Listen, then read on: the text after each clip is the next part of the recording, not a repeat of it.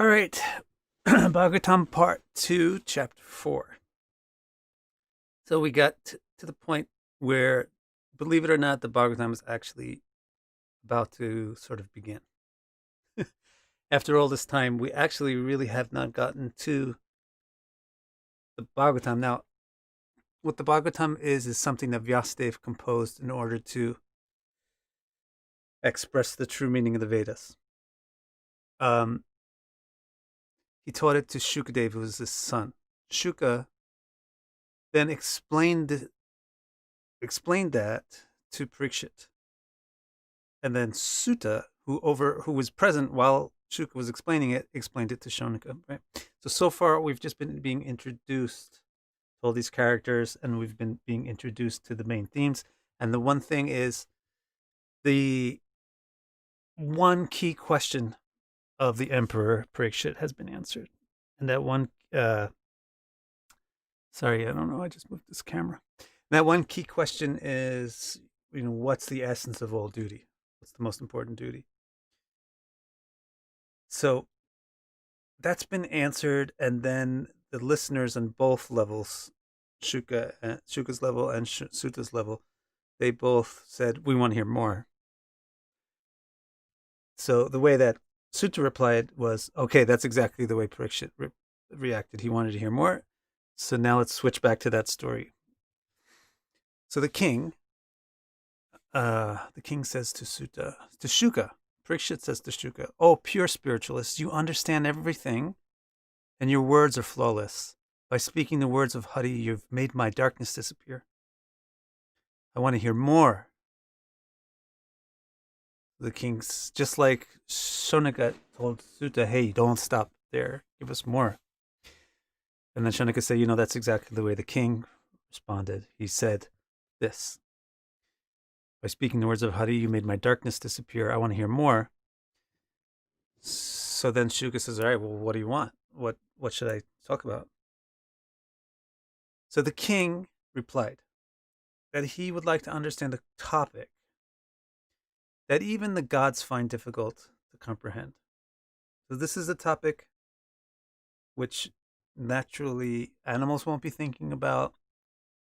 Human beings sometimes try to think about, but rarely even basically grasp. And then the gods often think about it, but rarely grasp it. What is this topic? Basically, it's where does everything come from? Why are we here? So that's going to be one of the main topics, one of the 10 main topics that the Bhagavatam or any Mahapurana addresses. So the king asked, hey, Wayland, I had a dream about you. Not about you, but you were in the dream. You showed up at some place where I was, and I gave you a hug, and then I realized that you were like 8 feet tall. And then I asked you why you were so tall, and you said that you were standing on your toes for like a month or something at some kind of tapasya. So the emperor told Śuka, tell me more. Śuka says, what do you want to know? The king says, this is what I want to know. I want to know where we all come from. So his question is, how does the all-attractive use his own powers to create this entire universe? So in other words, how is this universe here? How does the supreme being, the supreme existence manifest this universe? How does he maintain it? Not just how does he create it, how is it created, but how is it maintained? How does it stay existing? How does it not fall apart? And then how is it again reduced to nil? So the emperor wants to know, what is the Sanskrit? It's Shrishti and Pralaya, and what's the thing in between? Sthiti. Shrishti, Sthiti, and Pralaya. He wants to know the creation, the maintenance, and the destruction. How is that happening? Here I am in a world. I'm faced with the immediate fact that things exist. Now I got 3 questions about it. Where does it come from? Why is it here? Where does it come from? How is it staying here? How is it maintaining a form? How does it have like cohesion, and how does it have sense and shape? And three, I noticed that it also does fall apart and change. So how is that happening too? How is it coming into being? How is it staying into being? And how is it being removed from being? Those are his questions. So those are three of the 10 topics that the Mahapuranas, the great Puranas, have to cover: the creation, the maintenance, and the destruction of reality. So Bhagavatam is definitely going to cover those three. The king wants to know about those. Those are basic questions everybody wants to know. And he's got more questions. What powers does he employ to do these things? How does Bhagavan specifically do this stuff? In these affairs, what does he personally do? And what does he delegate to others? Like in the manifesting and maintaining and erasing of this world, what is Bhagavan like doing hands-on, and what is he not really doing hands-on, but he's just doing through agents, or he just, like a clockmaker, lets the clock run? Right, so he wants to know creation, maintenance, and destruction, and what is Bhagavan's role in those three? How directly or indirectly is he involved? And what powers does he use? Indeed, the king was extremely eager to hear about Hari. I have another question, he said. I have another question about the amazing deeds of all attractive Hari, which even the learned cannot seem to fathom. So he's taking advantage of this situation of having Śuka, in front of him, answering his questions. He's asking Śuka questions that nobody else can answer. I remember there's one sadhu that I really liked. He unfortunately is not alive anymore. But I remember this one situation where some people contacted him by Skype. They went through a lot of effort to contact him by Skype, and then the first thing they asked him on Skype was, "How are you doing?" And he said, "What kind of question is that?" That's right. So, like, when you get in contact with a person that's got unusual knowledge, take advantage of it. The king is taking full advantage of his opportunity to have a conversation with Shukadeva Goswami. He's asking him questions that nobody else can answer. So what is that question? He says, the one being, with capital letters, one being. So that's like a name for Bhagavan, one being. The one being maintains many different forms and performs deeds through many different incarnations. So, do the principles of matter arise simultaneously from the one being or sequentially from his many expansions? Good question. This is not a newbie question either, right? It's kind of an advanced question. He's saying there's one fundamental being, divine being, but this one being has many different iterations, expansions, manifestations, in many different forms, avatars, incarnations, whatever you want to call them. He's got his question about where the universe comes from and how it exists and where it goes when it's destroyed. How is it destroyed? How is it maintained? How is it manifested? And his corollary question is, does it relate directly to the one being and happen all at once? Or does it relate to expansions of the one being and therefore happen sequentially with those expansions? So you'll get some detailed knowledge here. Śuka looked at the king with humble eyes that seemed to ask, since even the learned cannot fathom such things, why do you think I'll be able to answer? So he just got such an intensely specific question. And the preface to the question was, nobody really knows, nobody really explains this well, so I'm asking you this question. So Shuka's feeling is, well, what makes you think I can explain it well? And then, so the king replies to that. And he says, you are intimate with Godhead. So you understand as much as the all-attractive himself. This is an amazing sentence. Everybody's like, you can't understand you can't understand things which are beyond your comprehension, etc., etc. But that's true. The comprehension is limited, but things can be revealed to the comprehension, and things are revealed to the comprehension when the revealer trusts, right? If I really trust you, then I'm open with you. And never forget that reality is personal and alive. So if you really want to understand the secrets of the universe, you don't go about with a pickaxe or a dissecting knife or a microscope or a telescope. You just come up on walls, the limits of your comprehension with that. The real way to understand the secrets of the universe is to become the type of person that the universe trusts. So he says you're intimate with Godhead. And because of that intimacy, you comprehend Godhead as well as Godhead does, because the Godhead reveals itself to you. In fact, he says you fully realize spirituality to the utmost. There's nobody higher than you. This is one of the reasons why the Bhagavatam is considered to be so unique amongst the Puranas and all the Vedic texts. Because you have some texts that are written by sages like Agastya and Vishishta and all those people, great scholars. And then you have some texts that are written even by Vyas. And then you have some Puranas that are narrated by Sutta. But there's only one that's narrated by Śuka, as far as I know.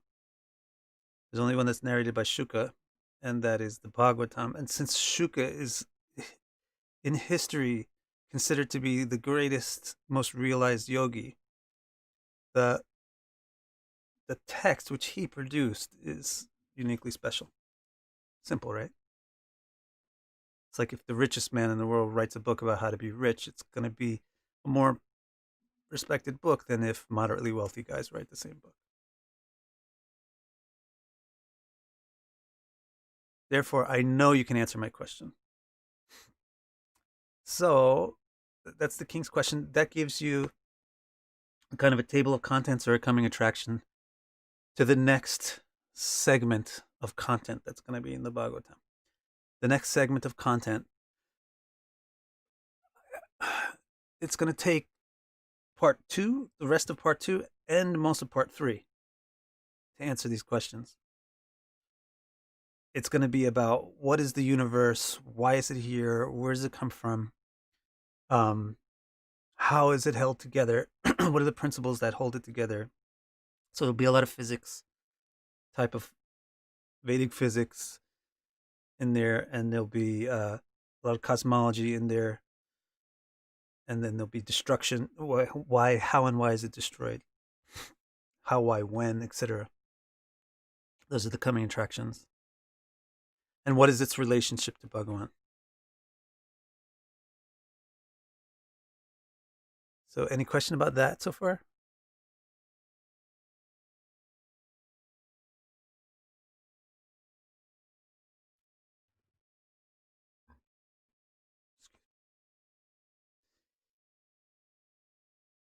The next thing that Shukdev is going to do is answer his questions. But before answering the questions, he prepares himself, or he puts himself in the right frame of mind. So that's the next little bit that we'll do. That's what we'll cover for the rest of the day today. He prepares to reply to these epic questions. So these are not common questions like what's your favorite color. They're questions that are a bit difficult to answer. So Shuka wants to warm up a bit and put himself in touch with the information so that he can express it nicely. So this is what he does. By remembering the all-attractive master of the senses, Shuka began to give a proper reply to the king's questions and to his request for more discussion of Hari's qualities. So basically, he filled up his mind with Bhagavan. That's going to be important because what's in your mind is what comes out through your words. So how he did so, he then folded his hands. So that means this, lowered his eyes and said, I bow. So he does this and he says, I bow to the many forms of the Supreme Person. So he's giving a bit of a kernel of an answer, a receipt of an answer. I bow to the many forms of the Supreme Person which use three powers to enact the eternal pastime of creating, maintaining, and destroying existence. There's actually a summary of the answer to what power does Bhagavan use to make reality happen. The summary of the answer is three. There's threefold powers. You may know them. You may have some guesses as to what they are. They're famous. These forms dwell. These many forms of the Supreme Person, dwell within the being of all embodied beings. That's some mind blowing stuff right there. I bow to the many forms of the Supreme Person which exist within the being of all beings. That's not an ordinary person. Although they remain invisible to all angles of vision. So there's these forms of the Supreme Person which are in everything imperceptibly, which are in utilizing three powers to make reality come into being, stay in being, and go out of being. I bow again to the completely real form of the Supreme Person. He makes this completely real form of the Supreme Person makes unreal sadness disappear. So sadness is of two types, real and unreal. Happiness also. So the completely real form of the Supreme makes unreal sadness disappear, and he destroys real sadness by granting the treasured objectives cherished by the topmost swans of spiritualism. So this is really deep. It'll be difficult to understand this, but there's real sadness. The real sadness is in relation to true reality, not temporary reality. There's temporary or fake sadness, which is in relation to temporary or fake reality, and then there's real sadness, which is in relation to real reality. The real sadness would be lack of contact with Bhagavan, or lack of ability to participate in Bhagavan's enjoyment. Bhagavan destroys both forms of sadness. Again, and yet again, I bow to Satyam Param, the Supreme Truth, who becomes the foremost intimate member of the Yadu dynasty, but always remains very distant from empiricists, bereft of a heartfelt connection to him. So that's the point that we were talking about before, how microscopes and telescopes and dissecting knives don't really get you to the secrets of the universe.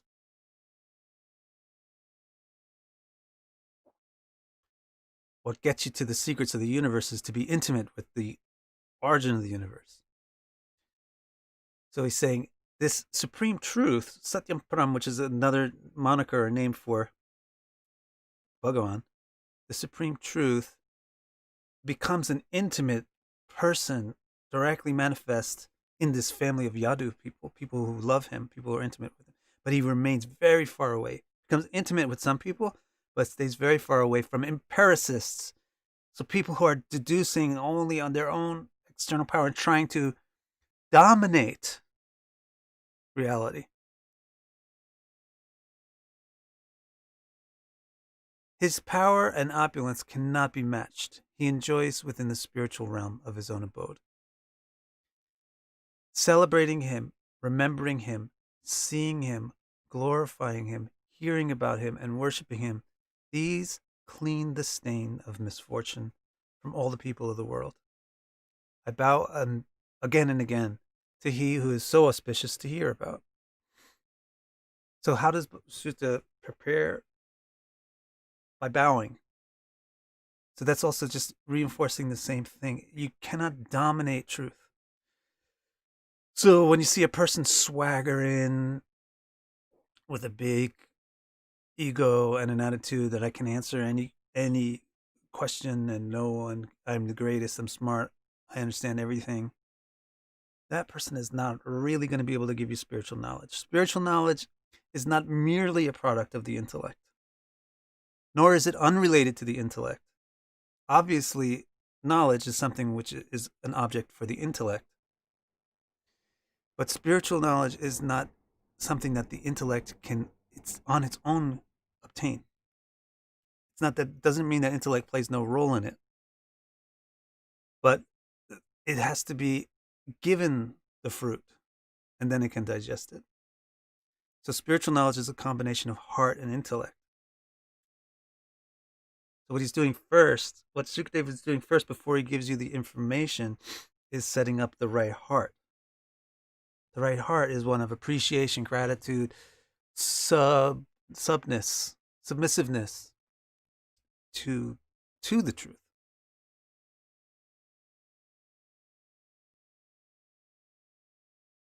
So he says, I bow and bow again to he who is so auspicious to hear about. Yet. So now he says yet. So what's this yet? This yet is actually going back to the empiricists. Right? He said he becomes intimate with the Yadus, but he's never comprehended by the proud logicians and empiricists. Yet, even sinful or uncultured people from any part of the world become pure simply by taking shelter of those who take shelter of him. So this little statement here was a very important statement in the 1960s and 50s, especially in the 60s, when of course, before that too, I think you had like Thoreau and those kind of people, but it really became explosive in the 60s with ISKCON, really, where all of a sudden the whole world was getting into the Bhagavatam and Krishna.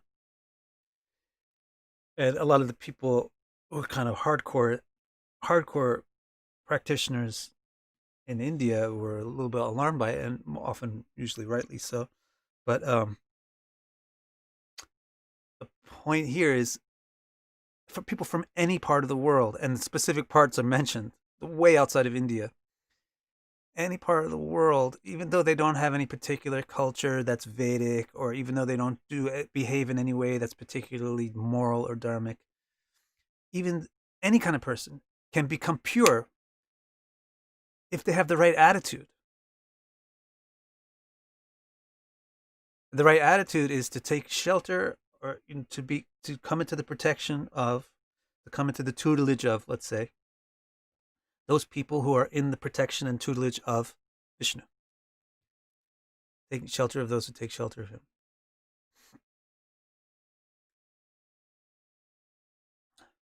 Here's an interesting question from Abhishek. People say that knowledge doesn't reside in the written word, but in experience. Do you think that reading too much rather clutters the mind, or do you think that it improves receptivity for higher experience? This is like saying that nutrition, it doesn't reside in food.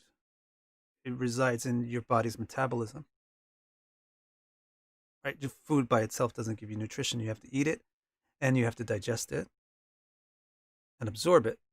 For example, some women could eat soy and get all the hormones that they need. Other women can eat soy and get nothing from the soy. Some people can eat, I don't know, like nuts and things and get vitamin E. Other people can eat the same nuts and not get vitamin E. So the nutrition isn't in the food.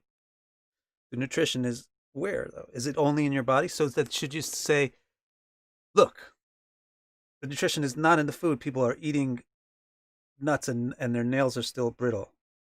They're not getting vitamin E. Or they're still getting unusual menstrual cycles even though they're eating soy. So it's not in the food. So abandon food. Are you going to get any nutrition that way? The thing is that the nutrition comes from a combination of good food and good metabolism.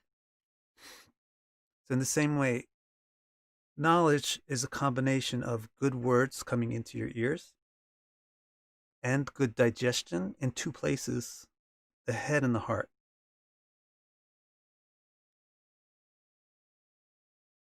People who say that knowledge doesn't reside in the written word is like people saying vitamin E is not in nuts. It's stupid. They're even using words to tell you that knowledge doesn't reside in words. So if knowledge doesn't reside in words, then their statement should be meaningless. So it's a very stupid thing to say, and we shouldn't believe that knowledge doesn't reside in words. Knowledge resides in words, but you have to be able to digest the words. So that's why you also need sadhana, practice, and culture to generate the right attitude to be able to digest those words. Okay, so Śuka continues. Yet, okay, he is the soul. He is the soul. He's talking about Bhagavan, and he's saying he's the soul. So this is a thing too that it's mind bending, paradigm shifting, is not to think of God as a separate person from you, but to think of God as a separate person inclusive of you. It's also that not that God is not a person or a distinct person. God is a distinct person, but you are an integral part of that person. So he's saying that he is the soul, sought by the soul seekers who study the three Veda, follow morality, and perform austerity. See? You have to study the three Veda, get the words, follow morality, have a sadhana, and perform austerity.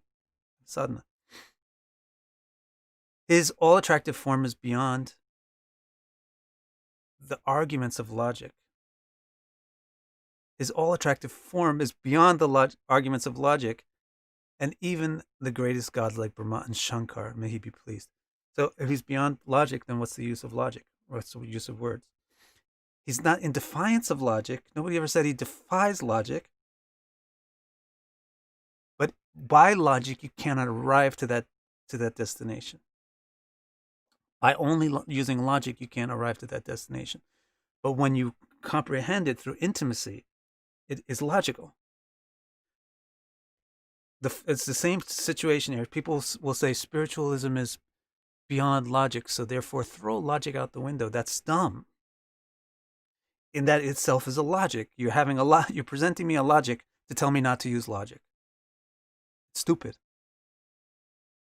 So the fact is that what is meant here by these statements that the supreme truth is beyond logic means that the empiricists with their microscopes and telescopes and calculators and everything can't arrive at this conclusion correctly. But it doesn't mean that it's not logical, that the conclusion is not logical. It means that your logic alone will not reach it.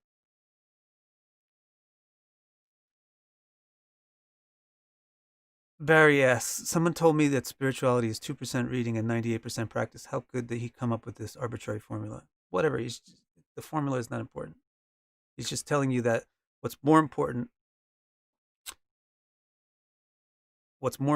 than your reading is your practice of what you're reading. And that's a good statement. Just remember, it's just like food and digestion. If you just say that nutrition is 98% digestion and 2% food, cool. Maybe that's true. That means you don't have to eat that much to get nutrition as long as you're healthy. That's pretty true. It doesn't mean that you stop eating. Right? So you always have to study.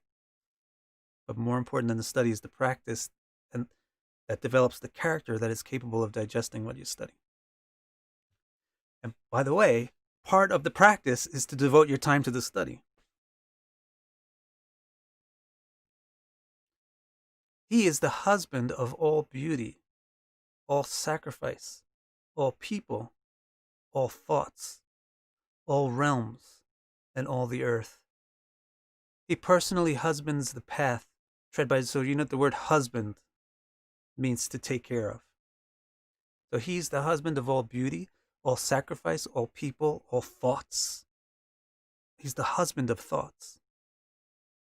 All realms, all the earth. He personally husbands the path tread by his devotee. Personally. That's why it works so well. May the all-attractive spiritual husband be pleased with me. So that's called pati in Sanskrit, husband. Pati patni. Philosophers try to describe him as far as their experience allows. But only those whose intellect has been purified by complete concentration on his feet can truly understand him. See, again, I'm just going to make this point again. People will say philosophers try to describe him as far as their experience allows, but they can't really describe him by science and philosophy. So to hell with philosophy, right? To hell with science. No, you need it, but it needs to be purified.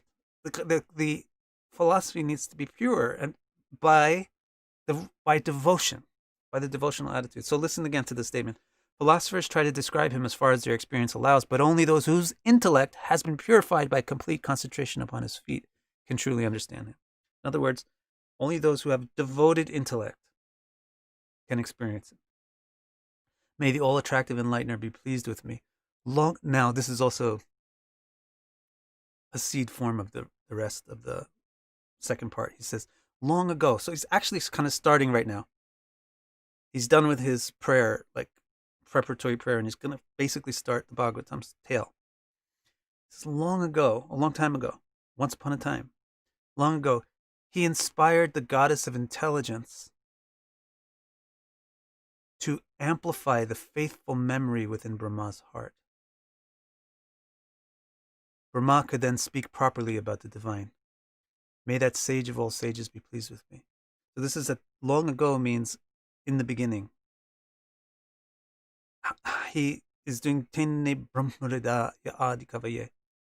He gave Brahma the ability to comprehend Veda, true knowledge. How did he do that?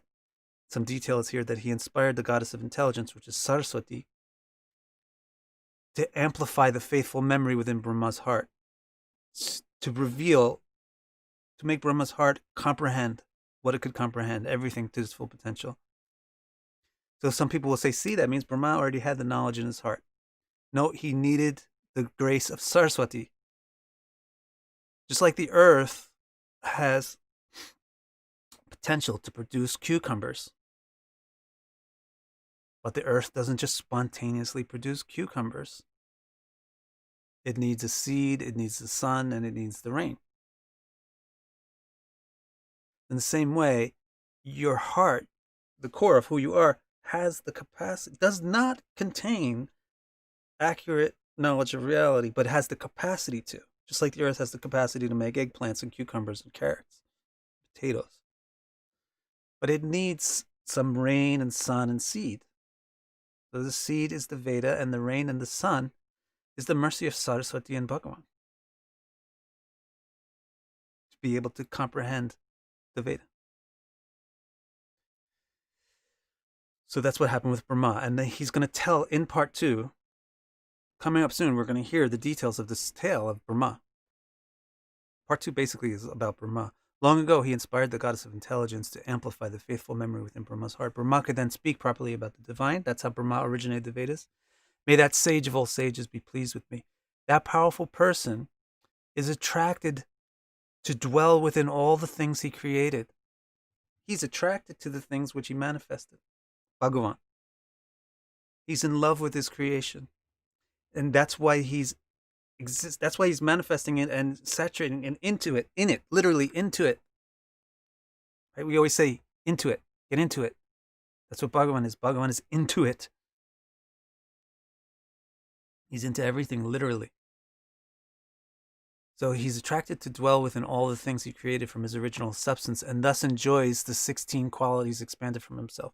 You're definitely going to learn what these 16 qualities are, but in summary, they're, 5? 5 objects of perception. There's 5 things which you can perceive, which we summarize as visual things, audio things, things you can taste, things you can smell, and things you can feel. There's 5 things to be perceived. There are 5 senses to perceive them. And then there's 5 senses to interact with them and manipulate the objects. And then there's the mind, which is the coordinator of the whole thing. Those are the 16 things that are involved in enjoying the world. Shivram has an interesting question. Why do Puranas contradict each other? Is it intentional? They don't really contradict each other in 98% of their content. They don't contradict each other. That's why Vyas wrote the Brahma Sutra, to show how there's not contradiction and everything is harmonious. They'll contradict on specific points, on specific details, sometimes. Because you express things differently to different crowds. That's why. So some Puranas are meant to interest people, certain types of people. So they focus on certain things and they promote certain things more than others. So if you take things out of context, or if you're not wise about how you read them, it might seem like this Purana is saying this is the best and that other Purana is saying that's the best. So they're contradicting each other. They're not contradicting each other. If you check carefully into the wording of how they say it, and bear in mind the principle that they're talking to different audiences, they're saying for you guys, this is the best thing. And for you guys over there, that's the best thing. Actually, in the previous chapter, which was yesterday's live stream, Śuka explained that. I think it was Śuka, maybe it was Sutta, explained that very thing. Yeah, it was Śuka. May the all-attractive create and enjoy the... This is beautiful. He says, may the all-attractive create and enjoy the beauty of the words I will speak. So before Śuka tries to explain Bhagavad Gita to Parikshit, he says, may Bhagavan create the words that I speak and enjoy the beauty of them.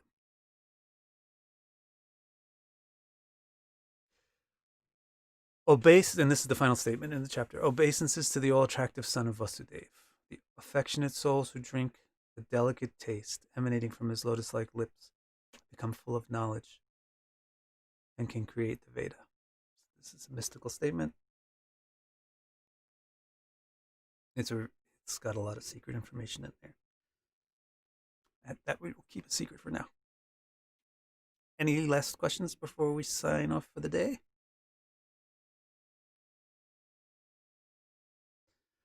Next chapter, the Bhagavatam, the tale of the Bhagavatam is going to start. Thanks, Bardo. It's going to start with Narada asking Brahma. Basically, what Shukadeva is going to say is, there's questions about where the universe comes from and why it exists and how it is destroyed.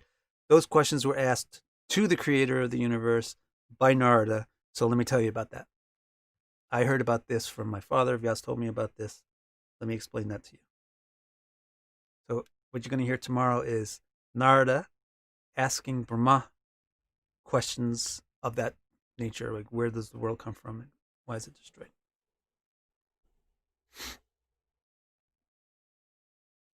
Ayush wants to know if this talk is happening in the same Manvantara. Yep. Because Krishna only comes in one.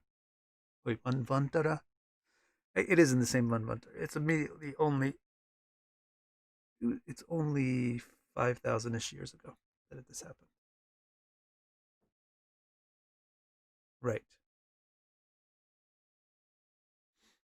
You're right about Martanda.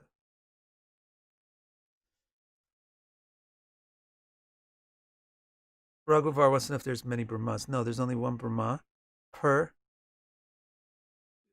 reality system. You'll hear about this as we go forward in the Bhagavatam, but there's discrete reality systems. So reality is basically divided into cells. So it's easier to manage the cells. And there's one Brahma per cell.